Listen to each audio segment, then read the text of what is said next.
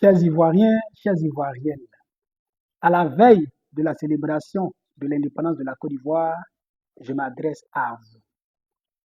Le 7 août 1960, la Côte d'Ivoire a obtenu son indépendance. 66 ans après cette indépendance, une question fondamentale se pose. Sommes-nous vraiment indépendants?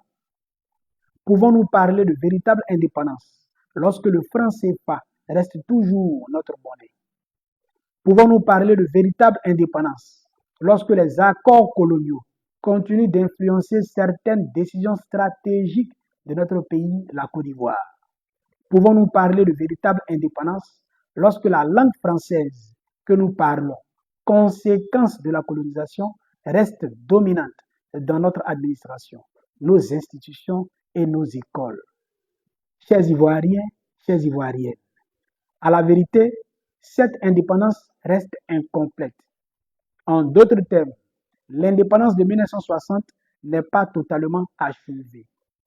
Notre combat aujourd'hui est celui de la souveraineté véritable, souveraineté monétaire, économique, politique, militaire, culturelle et j'en passe.